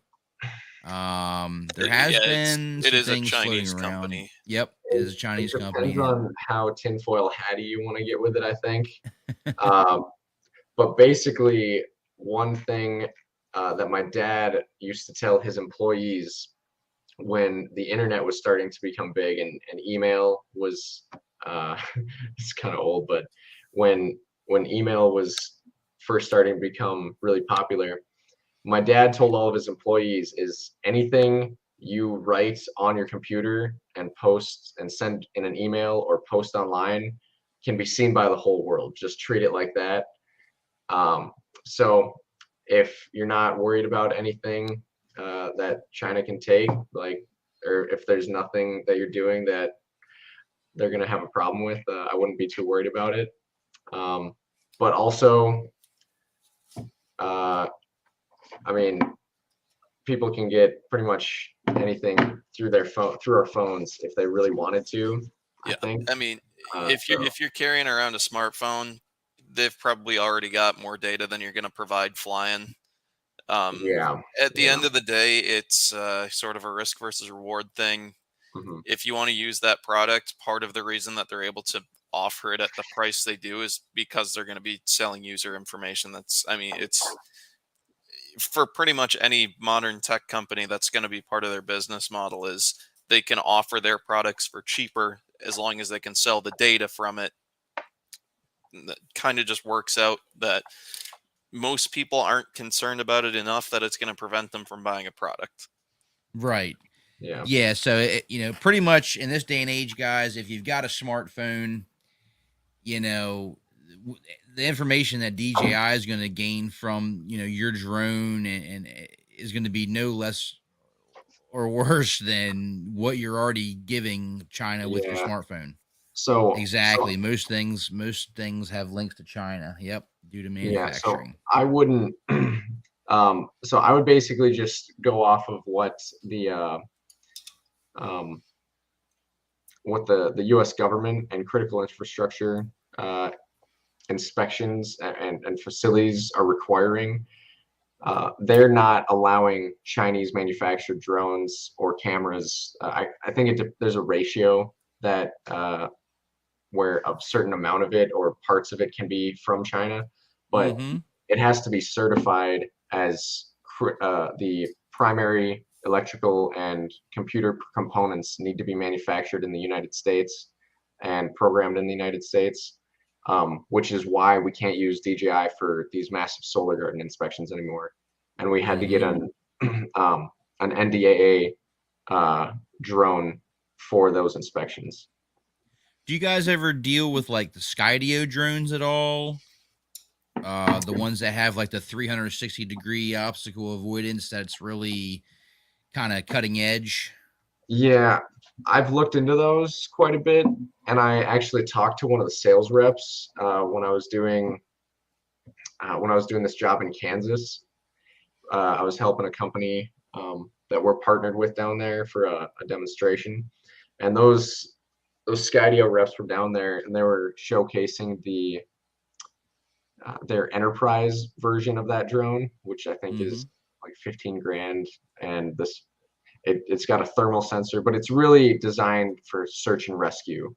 From what I understand, we haven't looked into purchasing one very strongly because although it's like very hard to crash and a very high quality drone, I think it doesn't have the sensor payloads that we need for a lot of our inspections. It's a very task oriented product, I think. Yeah. And we just don't have really the need for the job that it does. Yeah, I gotcha. You just don't do enough of that particular sector of that career or that industry to be able to justify an expense like that. Yeah, but he let me fly it, and he's like, yeah, try to crash it into that Verizon cell tower truck right there. And so I went full speed, and the thing just went right around the truck and kept going. And I was like, I definitely should have crashed. Why didn't it crash there? And he's like, it just goes around.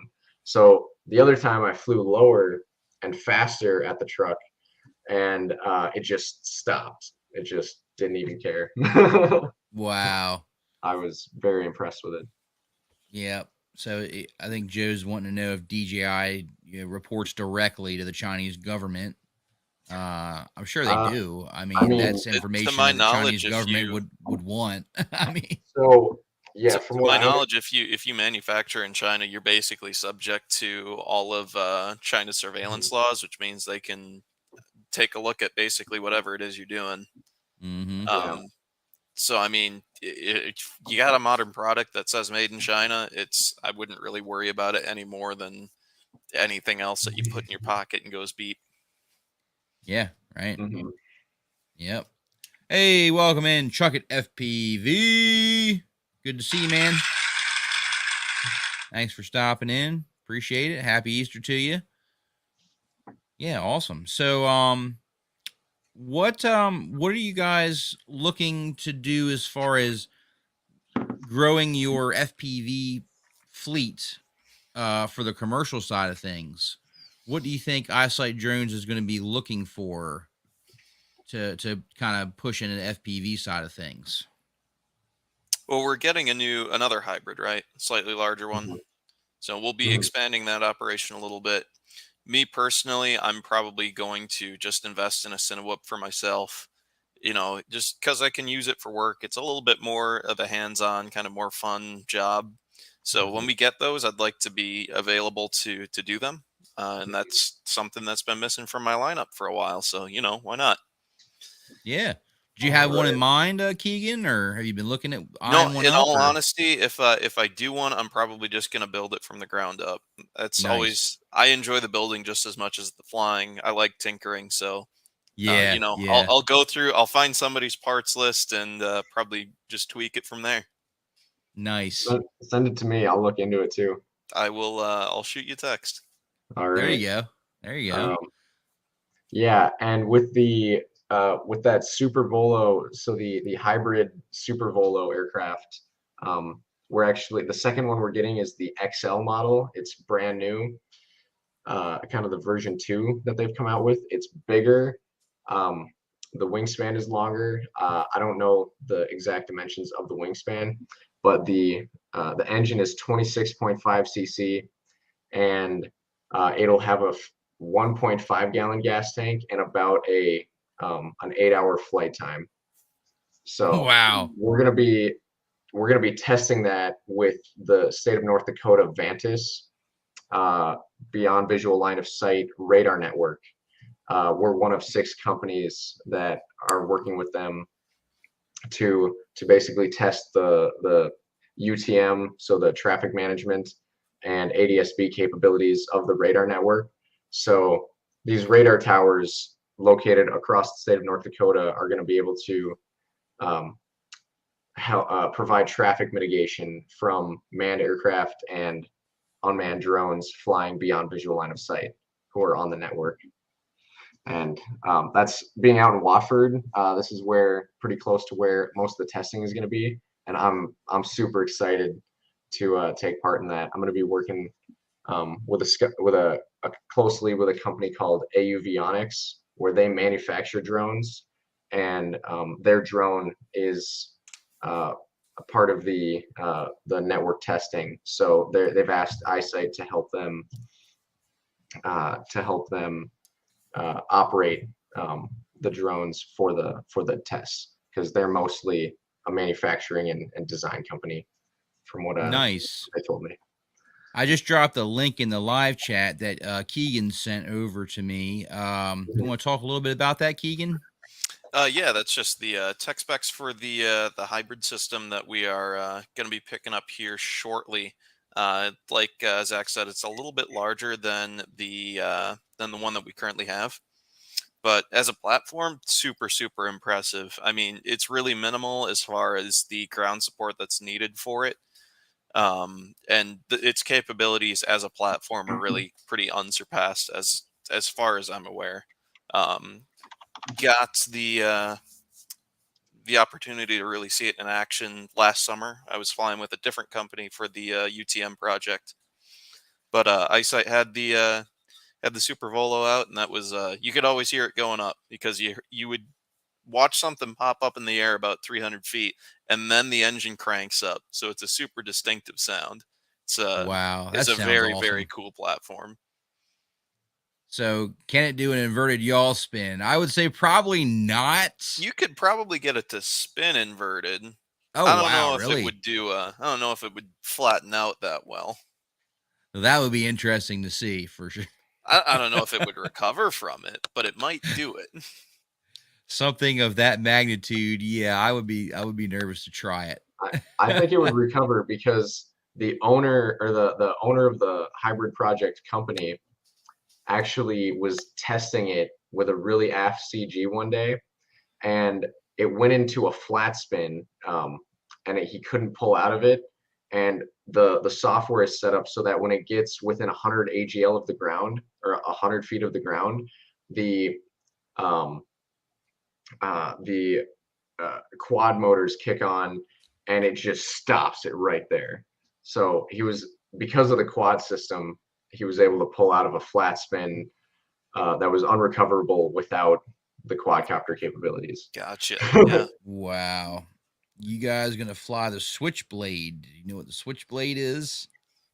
I've Yeah. seen some of it. I'm pretty sure they had one at a trade show up here that I took a look at. Very cool system. I don't know if we really have a need for it necessarily. Gotcha. Like So we have a variety of systems that we do use.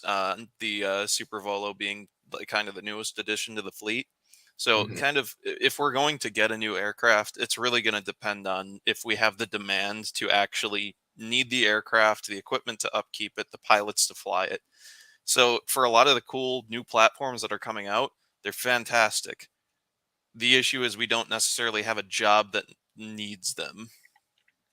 yeah, Switchblade goes boom. Oh wow.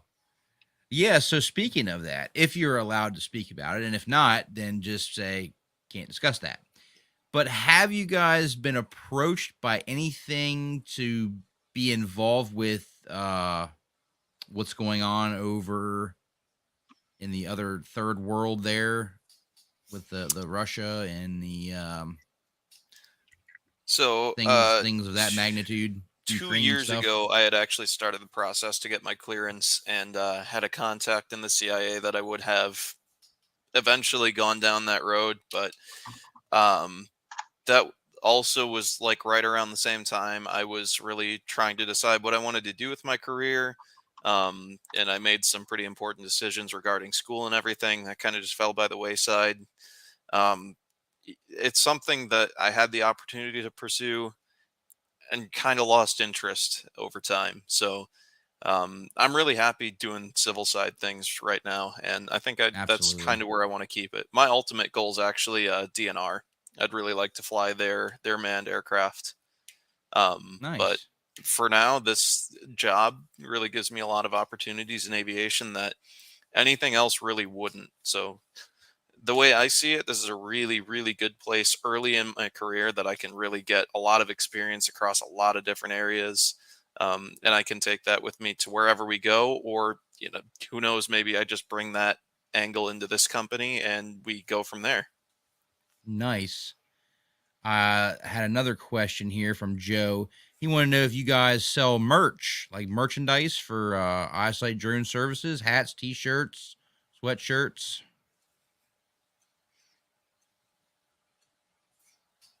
Zach, I think you might be muted. Oh, Sure. yep. Yeah, I was There typing. you got Sorry it. about that. Yep. Yeah, I just commented to him in the chat that we plan on implementing a merch shop on our new website once that rolls out. But currently, if you guys want merch, I guess you can reach out to us via our Facebook page. I'd say that'd be the best way, and we can try to work something out with you to to get some hats and swag to you guys. Otherwise, Absolutely, man. yeah. It, And then it's like you got to have swag. Anything to do with aviation, you got to have some kind of swag. That's just like code.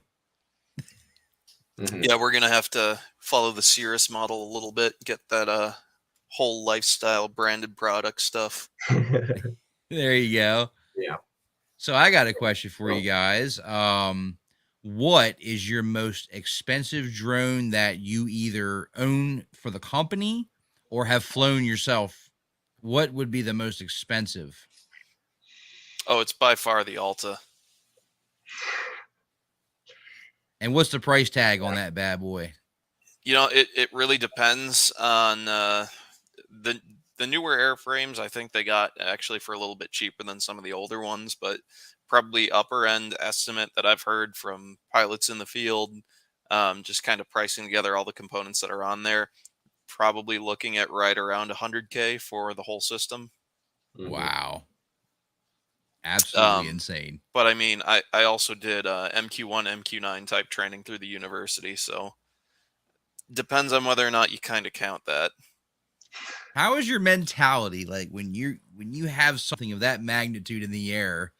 How does that feel, and how do you deal with the pressure and obviously the stress and anxiety that may cause someone? You know, honestly, after the first couple of times, you really kind of you settle into a rhythm, and it's really not any worse to fly than pretty much anything else. I mean, I've flown plenty of man stuff, and I've been nervous flying before, especially for like check rides and stuff. And starting out flying this thing's kind of the same mentality, but you settle into a groove, and really once you get the initial kinks worked out with you flying the aircraft and knowing what to look out for, all that kind of stuff, it's really not overly stressful. I mean, the aircraft will fly itself 99% of the time. You're mostly there to make sure that it's not going to run into the tower or crash into a solar panel. Mhm. Right. And I guess you probably rely a lot upon your training as well, right? I mean, lots of years of Yeah. training you guys have done. And Yeah, absolutely. I mean, most of the people at this company are going to be pretty decent hands-on pilots. Like, I haven't met anybody who couldn't, like, hold their own flying the aircraft manually, Mhm. especially in an emergency situation. We're trained pretty much right away to like know what the situation is. Just take the aircraft over, land it if you need to. Just do what you have to do. But Yeah. very it, nice. it it can be extremely stressful when you hear the takeover command and you don't really know what's going on. But in all honesty, it's not as bad as you'd think. Mhm. Nice, nice. Yeah. Welcome in, Carbon Cage FPV. Good to see you, man. Thanks so much for swinging by. I greatly appreciate you. Yeah, after the Alta system with their sensor rig and everything, I'd say the most expensive one I've flown is the Watts Prism. That one is just the drone, runs about 50 grand. And then on top of that, we also had a gimbal and a Sony A7 IV, which is a like $3,000 or $2,500 camera and a $2,000 lens, I believe. So that was a handful. And the new hybrid, after that, I guess our current hybrid project, Super Volo, runs around 37,000, I believe, is what we got it for.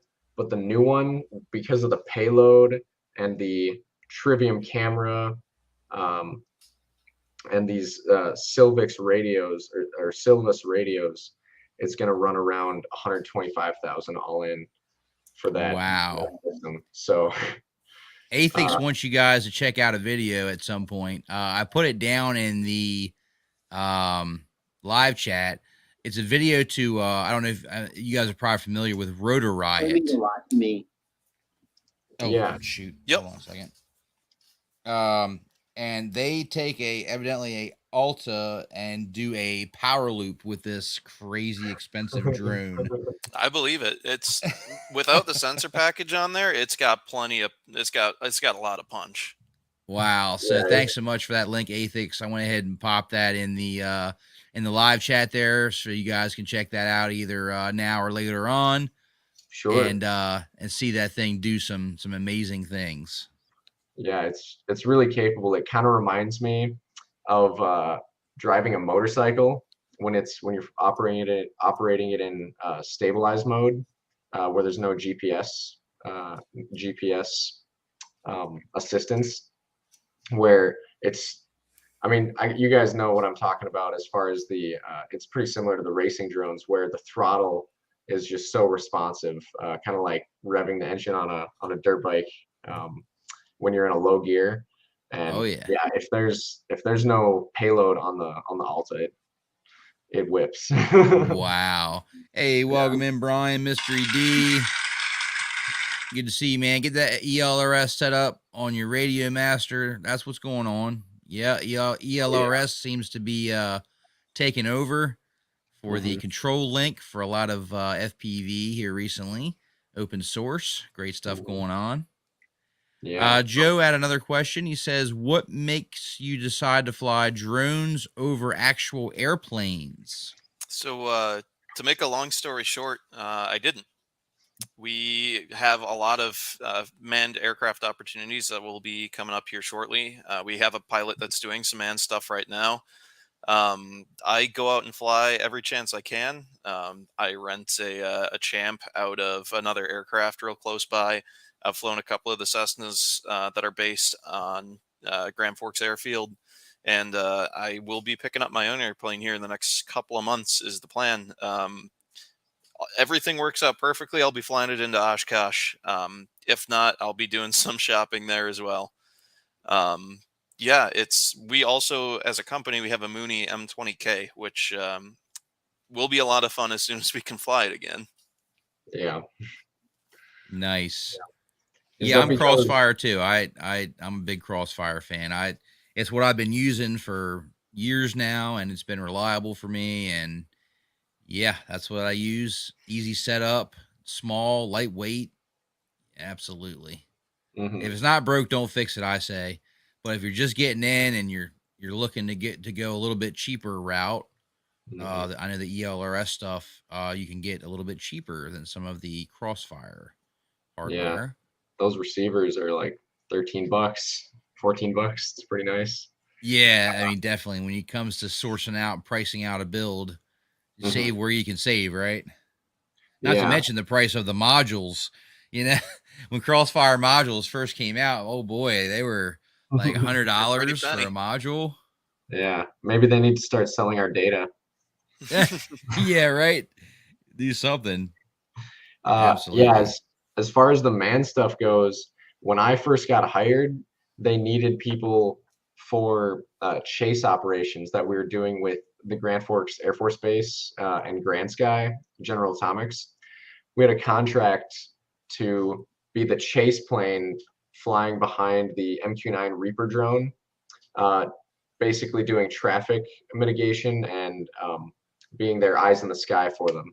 They didn't necessarily need it, but for the regulations and the certificate of authorization COA area that they had, it was basically mandatory for them to legally practice flight training and test their system.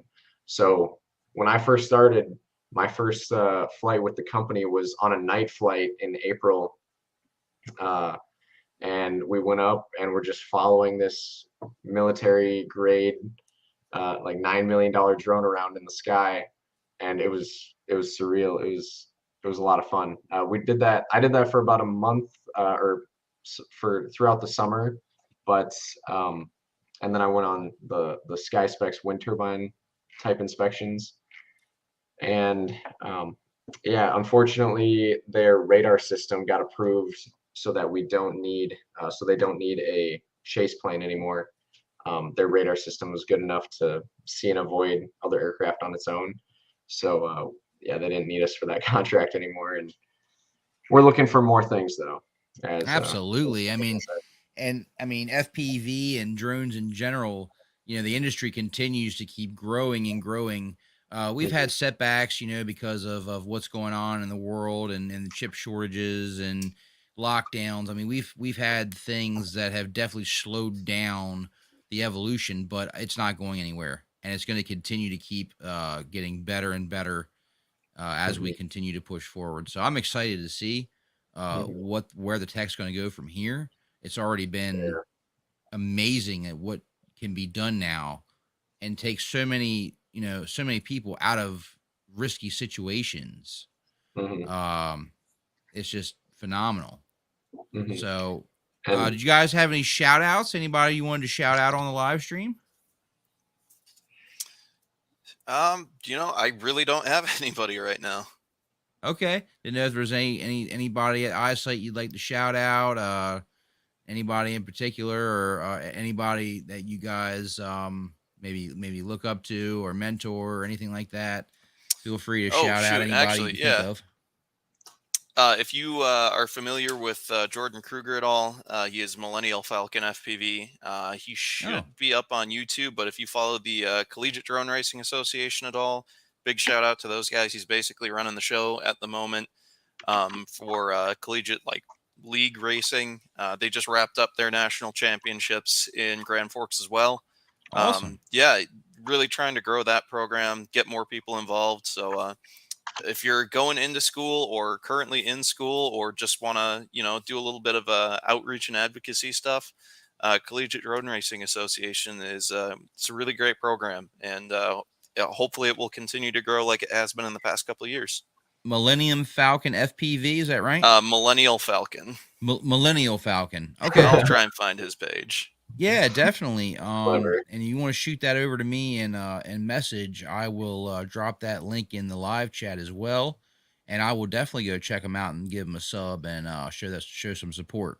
How about you, Zach? Anybody you wanted to shout out? yeah, I don't know if he's still active, but I spent I don't know, dozens, if not hundreds of hours watching RC Superpowers videos on YouTube when I was in middle school and high school, trying to learn about RC airfoils and components and everything. And I just always thought uh, that his videos were super entertaining back then, and it was one of the things that really helped me get into and stay in the hobby and constantly have something new to shoot for. Um, Nice. yeah, I don't. His name was Dave. I don't know his last name. I think he just went by Dave Powers or something. And then I do getting into FPV. I've watched a lot of Joshua Bardwell videos lately, and several of some of the other guys that I can't quite think of their name right now. But the community, the RC community, has just been so helpful, and everybody on that's active in forums and on Reddit. I really appreciate everything everybody does. I try to give back and answer stuff when I can, but I don't know. I'm excited. I'm glad that I ran into you, and please, by all means, I would love to be, any help that I can be in your FPV journey.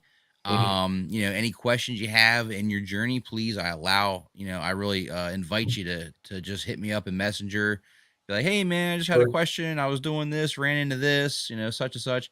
I really love to try and help make the process of getting into FPV as easy as possible without, as many hiccups in the road as you can help. And just make it like a fun, smooth, easy process to get people in the hobby and loving it and sharing. Hey, Rebecca Harkins, thanks so much for stopping in. Greatly appreciate you. Good to see you as well. I guess I will also give a shout out to Scott Keen, because I probably spent took up a couple hours of his time getting some clarifications on FPV, analog versus digital, and different technical things that I wasn't familiar with yet, and he definitely helped me out there. That's awesome. Yeah, when the community comes together, I tell you, it's a really great feeling. Just to know that you have help, you have resources, you have people that will go out of their way to make sure that they can help save you time, maybe some money, keep you from making a bad decision. The knowledge that people gain from this hobby is just priceless. You're like, yeah, if only I knew then what I know now, how much things will be different. And that's why we've seen it evolve we have, because everybody has been sharing, and the knowledge is just floating around there, just waiting for you to come soak it up, Yeah. Yeah. Yeah, I'm really. in Oh, all go ahead. honesty, I've never experienced a more just extremely kind and giving community than FPV and RC aviation in general. It's just Mhm. seems like everybody that gets into it has such a big heart and they always want to help continue to grow the hobby, grow the industry. It's really just a great group of people to be involved with, I think. Absolutely, it is. There's a lot of great people out here. You know, you just got to make sure you link up with the right ones. Hey, welcome in, Jay Bird Drone. Good to see you, man. Appreciate you swinging by. It's such a growing community too. I mean, it's just grown so much over the years. I mean, and really just turned into something that's, you know, you're able to link up with such great and amazing people. Sometimes in your own backyard, you didn't even know it, you know, and you're like, man, I'm so glad I met this person. You know, man, I'm so glad I found these people. And it's all because of drones, right? Like drones has literally changed lives, Yeah. save people from addictions, save people in general, you know, with the search and Mhm. rescue, and, you know, provided people with employment opportunities and careers and education. And Mhm. I just think it's just awesome. I just want to see it just keep going, keep pressing forward, keep gaining momentum, and let's Mhm. just educate people. Like I love what you guys do in Isight. I love that you guys take people right fresh out of school and present them with career opportunities right out of the gate, and additional training if necessary. I think that's really Yeah. great. Uh, in the funny story for that, in the early days of the company, uh, our guys were so fresh out of school that the rental companies, they needed to rent trucks because we didn't have enough vehicles, and the rental companies wouldn't let them rent from them because everyone was under 25 and they couldn't get on the insurance. So yeah, our CEO ended up having to call them and get a special deal for that for under 25, or he had to go buy trucks um, pretty quickly and figure something out. Right. So Welcome in. Have drone will fly. Absolutely. If I have a drone, I will fly it. That's for sure. Yeah, and it, you know, for me, just the feeling of being able to like leave my body and like put my conscious, whatever you want to call it, my my brain inside of this, you know, 5-inch quadcopter and be able to like float around the trees like I'm a bird and just Mhm, do these crazy maneuvers that I never thought possible. It's just so free and uplifting.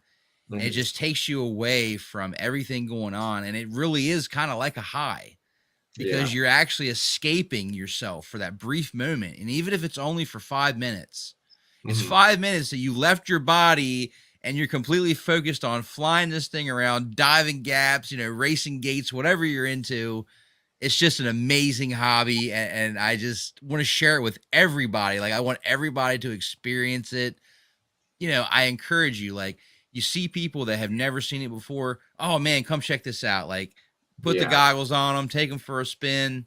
It really is life changing for so many people. So, It's a really Yeah. such a unique experience too. Like I've had the great opportunity to do a lot of different kinds of flying. I've been up in helicopters. I hold multi engine commercial ratings, whatever, in airplanes, and I very graciously have been afforded the opportunity to do a lot of aerobatics, and that's really been my passion. But there's nothing that really has any analog to just doing FPV freestyle. Like it's a wholly unique, totally out there on its own experience that you really can't replicate with anything else.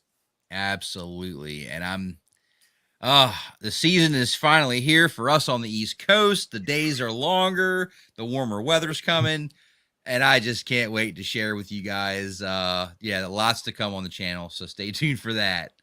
Oh yeah. Um, Gonna go ahead and bring it out to a close, guys. But thank you guys so much for coming on and being special guests tonight.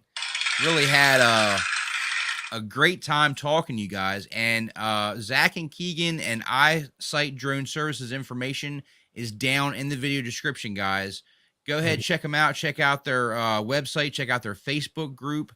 Awesome things going on there. Some career opportunities as well. And if you are in need of some drone services, check them out. They got a lot of stuff going on, professional grade stuff, really, really awesome things going on over there. And I'm just fortunate that we crossed paths, just over a GoPro 8, like look at what happened just from, just meeting up on Facebook, right? Right. No, this So is cool. this is super cool. Absolutely. Thanks for having us on again. Yeah, thank you very much for hosting. Yeah, it's been a pleasure. Mm-hmm. It's been a pleasure. I wish you guys the absolute best with Isight and your careers. And get as many people as you can into FPV, because I'm telling you, it's so rewarding. It really is. Yeah, that's part of my goal. Yeah, absolutely. All right. Yeah, so if anyone wants to reach out to us for work or career opportunities, please email us at on our contact page on our website, or you can preferably give us a call for the phone numbers listed there, and we will leave us a message if we don't answer, and we'll get back to you. Awesome. Good to know. That's over on the website, guys. Check out the Facebook group as well. Linked to the websites down in the video description. Hey, welcome in, King Turkey. Yes, you did miss the live show, but fortunately, it will be back up to rewatch sometime tomorrow. So make sure you watch the playback. Check it out. Lots of good stuff talked about. Great information. And we had a really great show tonight. Really, really happy you guys came. I'm really glad that we were able to get our schedules to cooperate. Right, for sure. It can be a challenge, but I'm glad we were able to make it work. Absolutely. And I wish you guys both a very happy Easter and happy flying. And definitely get out there and send it. Send it. Yeah, happy All Easter. right, guys. Happy Easter, everybody. Thank you very much. If you guys hang out for just a little bit after the show, I'd appreciate that. Sure. All righty. Yeah. Thanks so much, guys. Thank you guys so much for watching. Greatly thankful that Zak and Keegan were able to come on the show tonight and talk about Isight Drone Services.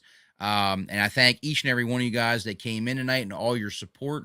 Greatly appreciate it. If this is your first time here, please consider going ahead and hitting that subscribe button, smash that like button, and click the bell icon so you get notified first when I put out new content and live streams. Until next time, guys, thanks so much for watching. Edrone out.